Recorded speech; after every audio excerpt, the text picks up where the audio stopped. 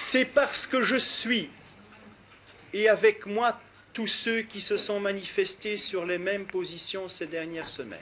C'est parce que je suis pour le respect, pas de la vie, mais de la vie et de la personne humaine, que je suis pour l'avortement. C'est parce que je suis pour le respect de la personne humaine que je suis pour l'avortement. Voici donc ce que déclarait Willy Peirce en 1973. C'était il y a plus de 50 ans et pourtant, aujourd'hui encore, l'avortement reste un sujet tabou. Beaucoup de femmes se sentent encore jugées, voire punies parce qu'elles avortent. Jugées par la société, par les politiques, par des représentants religieux, par certains médecins et personnels soignants aussi.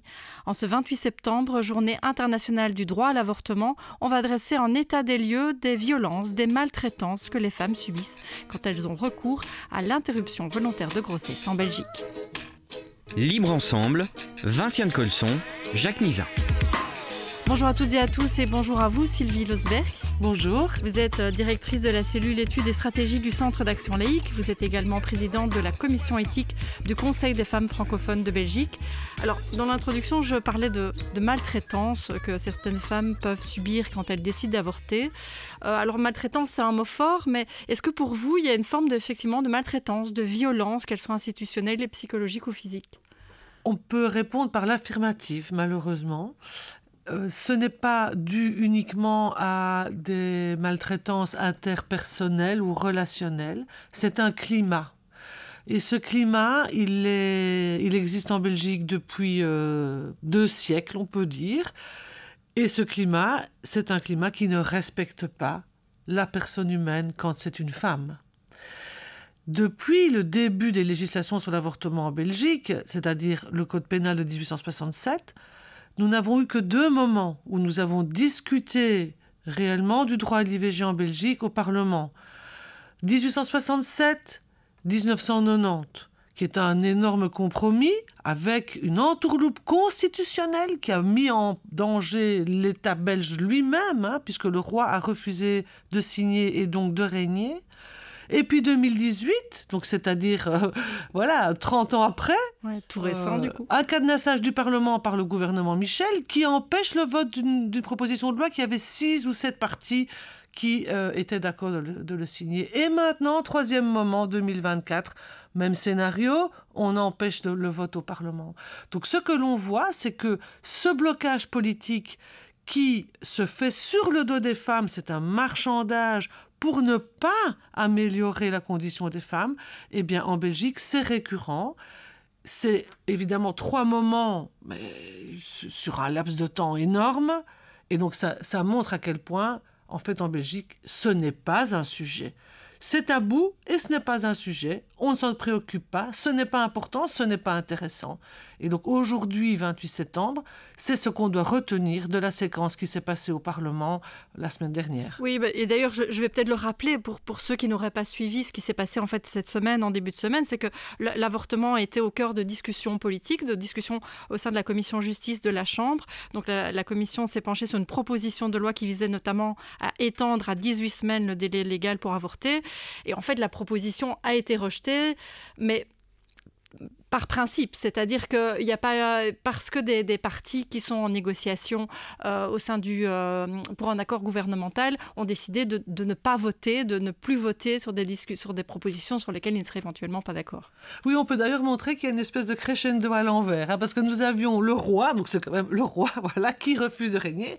Puis on a un gouvernement en exercice en 2018 qui cadenasse le Parlement, mais maintenant on n'a même pas de gouvernement. Donc pour protéger d'éventuels partis qui seraient potentiellement dans un gouvernement, on empêche la discussion. Donc on voit bien qu'en fait, ce dossier est toujours instrumentalisé et surtout que derrière ça, on refuse de tenir compte des conditions de vie des femmes et de leur droit à la santé. C'est quand même de ça qu'il s'agit. Alors, on va revenir sur la pratique de l'IVG en Belgique. Alors, il faut le dire, la majorité du personnel soignant est à l'écoute. On sait que le personnel qui travaille en planning familial, qui pratique des IVG, fait vraiment un travail assez formidable et avec beaucoup de bienveillance. Mais certaines femmes aussi témoignent du fait qu'elles se sont senties agressées, maltraitées, parfois par des remarques du personnel soignant. Ça, vous avez pu en récolter vous-même via les femmes que vous rencontrez très régulièrement. Oui, c'est assez impressionnant quand on fait des conférences, des communications sur l'avortement en Belgique. Il y a toujours une ou deux personnes qui arrivent à la fin pour témoigner de ce qu'elles ont vécu. Et ce n'est pas forcément ce qu'elles ont vécu avant la loi Lallemand ou dans les années 75-90, quand on faisait des avortements jusqu'à 14-15 semaines en planning, puisqu'il n'y avait pas de loi et que le personnel désobéissait.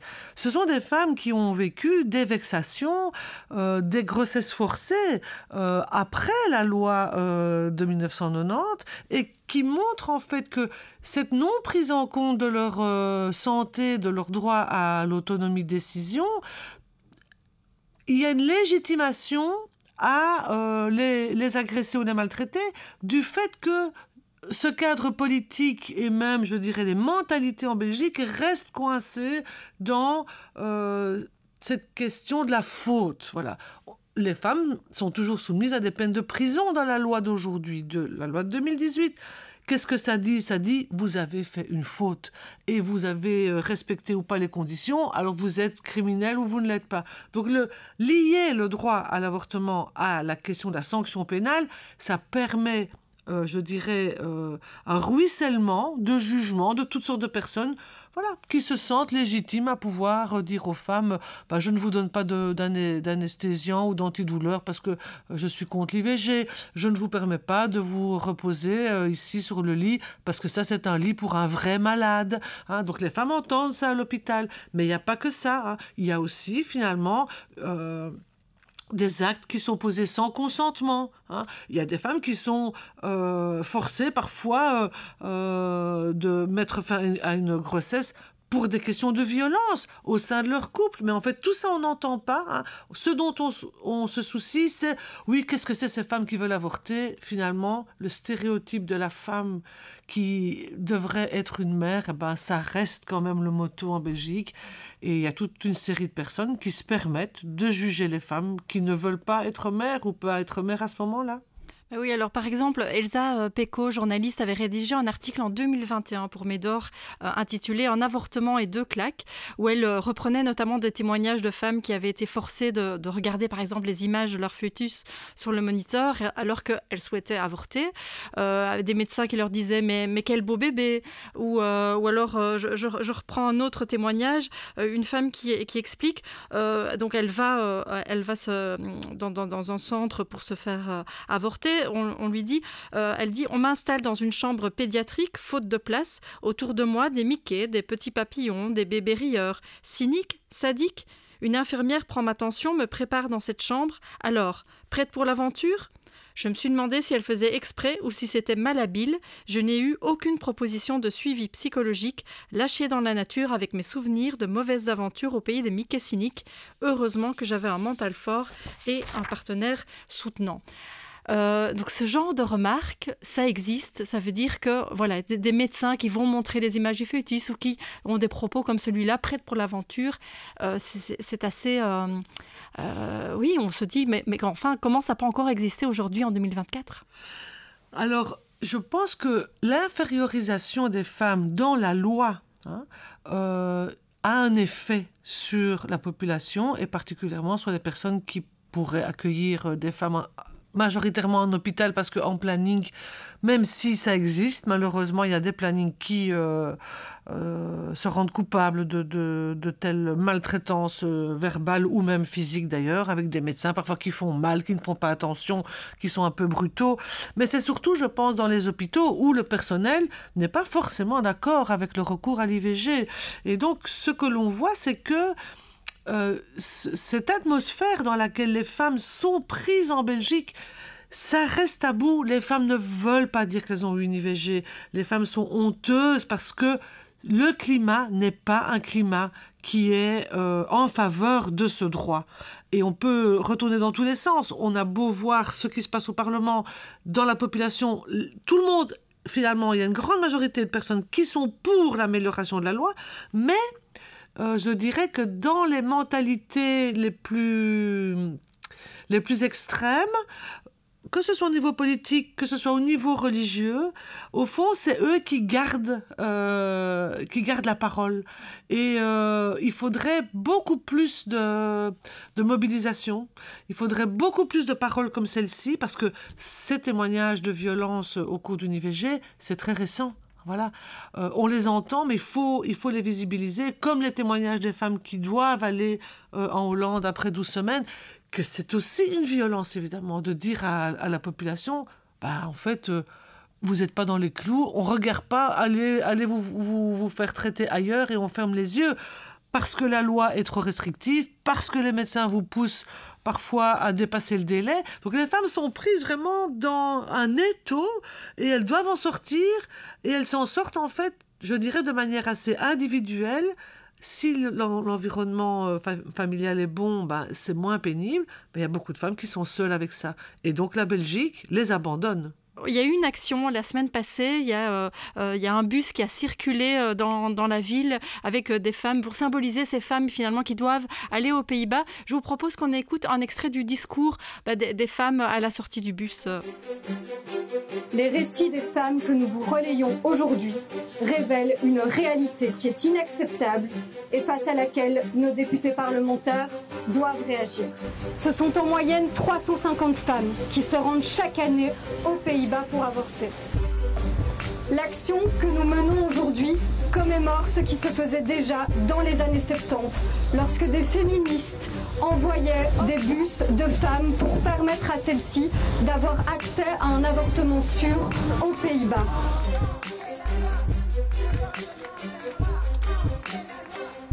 Chaque jour qui passe sans une réforme de la loi est un jour de plus où des femmes, des personnes enceintes sont forcées de traverser les frontières, affronter des obstacles financiers et psychologiques, à subir l'indifférence de l'État belge. Cela doit cesser. Mesdames et messieurs les parlementaires, je me tourne vers vous pour vous annoncer que la plateforme Abortion Right et ses membres ont désormais les yeux rivés sur vous. Nous ne perdrons pas une miette de vos travaux en commission et nous ne cesserons pas de nous battre tant que vous n'avez pas adopté rapidement une proposition de loi dépénalisant l'IVG et mettant en œuvre au minimum toutes les recommandations du rapport d'experts. Alors ici, donc on fait donc référence à ces femmes qui doivent aller aux Pays-Bas parce qu'elles ont dépassé le délai légal. On rappelle qu'effectivement, à la fin de la vidéo, il y a une mention du rapport d'experts. L'année passée, il y a donc des experts qui se sont réunis, des experts des experts scientifiques de toutes les obédiences qui existent en Belgique et qui ont estimé qu'il fallait étendre donc ce délai et aller jusqu'à 18 semaines. Donc il y a un vrai rapport scientifique qui demande en fait cette extension. Oui, alors c'est encore une belle fumisterie à la belge.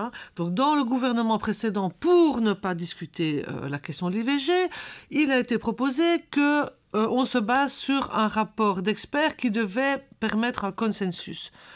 Donc ces experts académiques, 35 de toutes les universités qui avaient une faculté de médecine dans le pays, ont travaillé 1 an, gratuitement. Donc ce sont des personnes qui ont travaillé pour le gouvernement.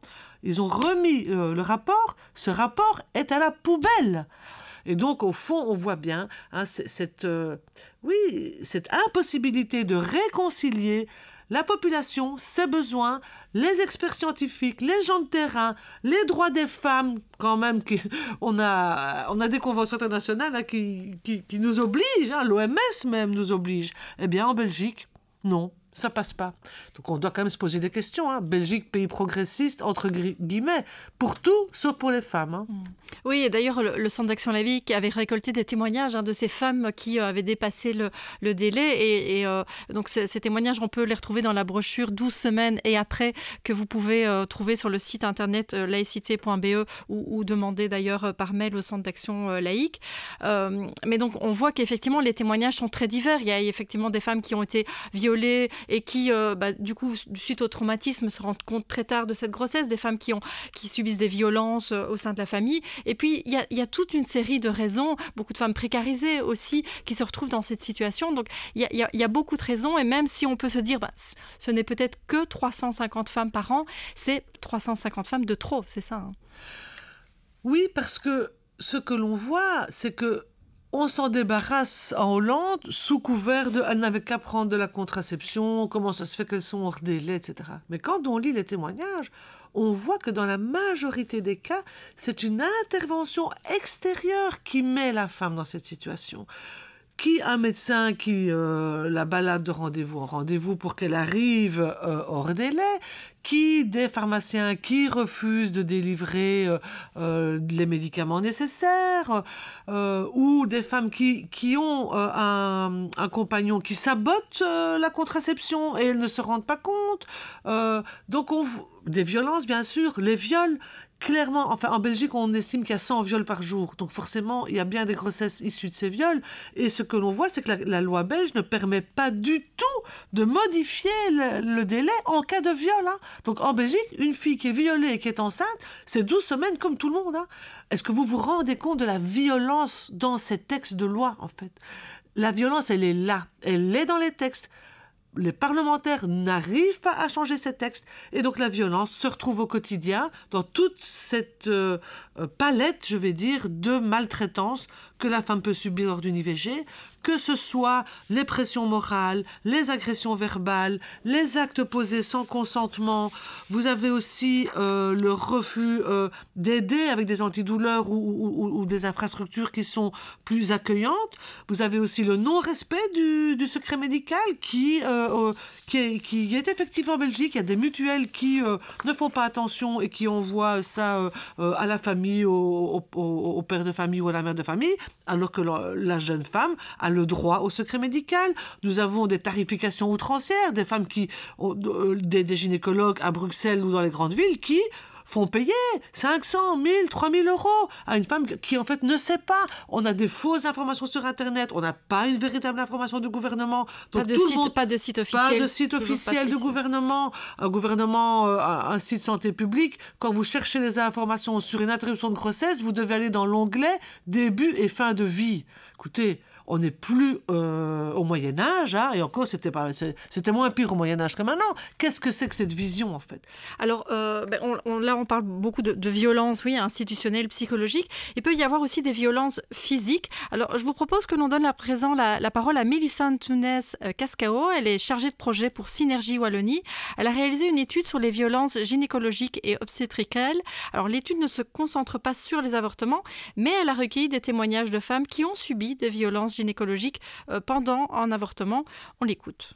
Ici, une femme qui a entre 50 et 55 ans, qui vient du Hainaut, nous dit « Ces violences ont lieu lors d'une interruption volontaire de grossesse dans un planning familial. J'ai ressenti des douleurs intenses et l'ai signalé au médecin, ce à quoi il a répondu que ce n'était pas possible puisqu'il m'avait injecté la dose maximale d'anesthésique. J'ai insisté lui rappelant que j'avais accouché 2 fois et que je savais ce que c'était la douleur et que présentement, j'avais mal. Il m'a répondu par un rictus méprisant et se saisissant d'une pince obstétrique a pincé à l'intérieur de mon corps. J'ai fait un bond d'1 mètre sur la table. Ce sinistre praticien m'a sciemment infligé cette douleur terrible afin de vérifier si je ne me plaignais pas par principe. J'ai eu la conviction que ce médecin qui avortait les femmes pratiquait de telle manière afin de la punir.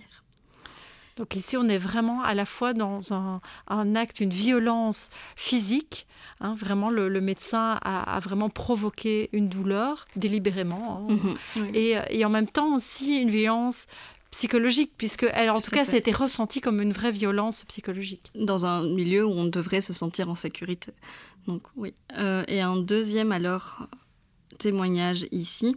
Alors elle nous dit « J'ai eu droit pour ma part à des commentaires, à savoir pourquoi j'avais droit à une anesthésie générale. Il s'agissait d'une IVG programmée. Mon fils n'ayant pas de rein et pour des raisons psychologiques, mon gynéco tenait à ce que je sois endormie.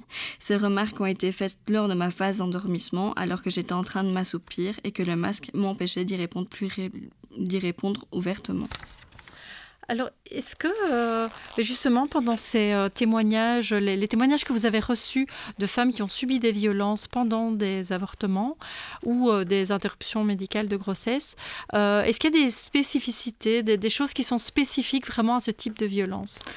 lors des IVG et des IMG, les femmes se sont senties sanctionnées, jugées, voire culpabilisées parce qu'elles étaient en train d'avorter.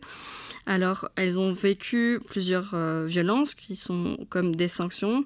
Elles se traduisent par exemple par l'acte sans anesthésie ou encore la non-prise en charge des douleurs, un manque de soutien, une minimisation de l'impact psychologique de l'acte ou encore un manque total d'informations ou d'explications lors de la procédure. Est-ce que les femmes, suite à ce type de violence, est-ce qu'elles demandent de l'aide ? Est-ce que c'est facile pour les femmes d'aller demander de l'aide ? Alors, avant de savoir si elles ont demandé de l'aide, c'est important aussi de savoir que seulement 16% d'entre elles ont su réagir sur le moment, puisque la première réaction des répondantes avait été la sidération, c'est-à-dire l'incapacité momentanée à pouvoir réagir lors d'un choc. Donc ici, pour demander de l'aide, il faut aussi avoir conscience d'avoir subi des violences, donc aussi avoir dépassé ce choc.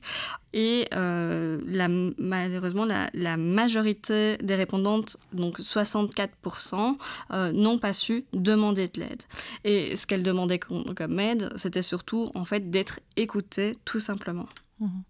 Sylvie Losberg, Melissa Antunes-Cascao parle de donc, ces violences physiques que des femmes ont pu subir pendant un avortement, avec toujours aussi cette notion de culpabilisation. Hein.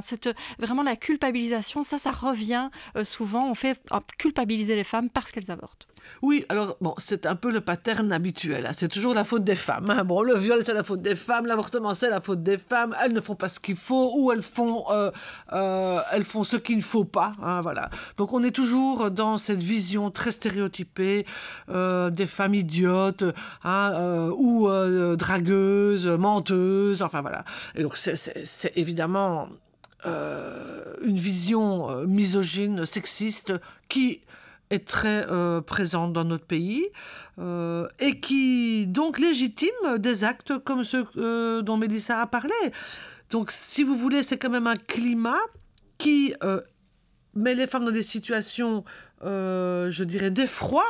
Elles ne savent jamais à quelle sauce elles vont être mangées. Hein. Moi, j'ai eu le cas ici cet été d'une jeune femme qui s'est présentée dans un hôpital qui est un hôpital réputé pour le bon accueil des femmes qui accouchent, etc. Elle était à la limite du délai légal. Ce que lui a dit la gynécologue devrait tomber sous le coup de la loi. La gynécologue lui a dit qu'elle allait devenir stérile. C'est faux. Lui a dit que ce serait par curetage. L'OMS ne préconise absolument pas le curetage, on a des méthodes beaucoup moins invasives, donc pas de choix de la méthode. Elle lui a dit, oui, et il faut attention parce que chez nous, les équipes, c'est pas comme en planning, elles ne sont pas si bienveillantes. Donc elle fait peur à cette fille, elle lui donne des fausses informations, elle lui impose une méthode, alors que la dame, elle a le droit de choisir médicamenteux, aspiration et certainement pas curetage. Donc on voit que en 5 minutes, toutes les formes de violence ont été réunies et ce n'était pas une femme qui était contre l'IVG. La gynéco était d'accord de faire l'IVG. Mais autour de ça, elle a pris le pouvoir sur cette femme qui était évidemment tout à fait déstabilisée en découvrant une grossesse déjà assez avancée et en se disant je vais à l'hôpital, je vais être bien accueillie, je vais être traitée. Et puis elle reçoit ça. Donc la fille, elle était en pleurs évidemment. Mais pas seulement parce que elle a ressenti la violence de cette prise en charge, mais parce qu'elle s'est sentie poussée dans le coin du ring. Elle m'a dit, mais moi, qu'est-ce que je vais faire ? Je suis obligée de passer par là, par ces fausses codines. Moi, j'ai dit, tu prends ton dossier, tu t'en vas. On va ailleurs. On ne peut pas faire ça. Mais ça se passe, vous voyez ? Et les femmes ne vont pas aller le raconter, parce que c'est tellement traumatisant, en fait. Et ce que l'on voit, c'est que cette dimension sexiste, elle est même pas volontaire, finalement. C'est comme ça, on prend un peu le pouvoir face à quelqu'un qui est en détresse. Et donc ça, c'est vraiment, c'est inadmissible dans un pays comme le nôtre, il faut bien le dire, c'est pas admissible. Alors, je vais donner la parole à 2 médecins. Donc, il s'agit de Siam Zeytouni, elle est gynécologue au CHU Saint-Pierre à Bruxelles, et Corinne Boart, médecin généraliste qui a travaillé plus de 40 ans en maison médicale et en centre de planning familial. Alors, ce sont des témoignages qui sont tirés du film Les Mains des femmes, réalisé par Colin Grando et coproduit par la Fédération laïque des centres de planning familial et le centre vidéo de Bruxelles. Donc 2 médecins qui sont conscientes du fait que vraiment la parole, ce qui est dit, compte et qu'il faut vraiment toujours aussi avoir le consentement des patientes. On les écoute. La médecine, elle ne se limite pas à des actes techniques, elle ne se limite pas à des grandes opérations, à des grands diagnostics ou à des choses comme celle-là, mais que finalement, la médecine, c'est de l'humanité. Et là, on va ressortir les choses les plus enrichissantes et les plus gratifiantes de ce métier, c'est quand on est capable de se mettre à la place de l'autre. Et c'est pas évident, on a notre histoire, il faut être capable de se mettre en face de quelqu'un, non seulement de l'écouter, mais en plus lui donner l'impression qu'on ne le juge pas. Et parfois, oui, on a devant nous la petite nana qui vient avec sa 3e demande d'IVG, et c'est pas facile. Et il faut aller au-delà de ça, et surtout ne pas le lui faire ressentir. Et je crois que c'est ça la différence entre ce qu'on nous apprend à l'école et puis ce que la pratique va nous enseigner à mesure qu'on l'a fait. On n'a pas à imposer un choix, ça c'est certain. On n'a pas non plus à se débiner trop rapidement, en disant écoutez, faites ce que vous voulez, moi je m'en fiche. Je pense que ça se construit. Et je pense qu'il faut que les gens aient ce qu'on appelle un consentement éclairé. Notre responsabilité de médecin, c'est quand même de donner un maximum d'informations. Et ce n'est pas uniquement des informations techniques ou factuelles, c'est d'essayer aussi de les aider à construire un petit peu leurs décisions. Il faut essayer de les aider à trouver leurs propres réponses et leurs propres décisions avec leurs valeurs à elles. Sylvie Losberg, comment on peut restaurer la confiance? Alors on voit qu'ici on a 2 médecins qui réfléchissent à ces relations, qui travaillent vraiment pour le bien-être des patients et qui travaillent vraiment dans le soin, parce que l'IVG est un soin. Comment est-ce qu'on peut restaurer la confiance entre les patientes et le personnel médical? Alors j'ai une expérience de superviseuse en centre de planning pour les équipes IVG. Et donc, c'est ce qu'on travaille. C'est-à-dire que, bien sûr, c'est toujours très confrontant. On entend, par exemple, une jeune fille qui vient pour plusieurs avortements. Et donc, ça peut être confrontant pour l'équipe. Donc, qu'est-ce qu'on fait dans ce genre de réunion? On vient avec son ressenti. On essaie de mutualiser avec les autres membres du personnel qu'est-ce qu'on peut comprendre de la situation de cette femme? C'est souvent quand il y a des IVG itératives, c'est-à-dire plusieurs, un contexte de violence dans le couple.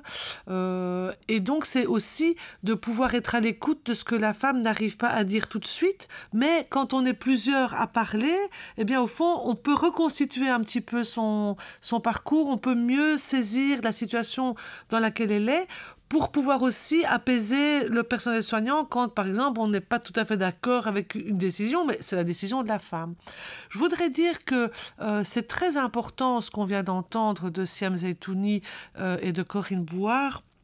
Et ça rejoint ce que disait Willy Peirce au début de l'émission, c'est que c'est une question de respect de la personne humaine.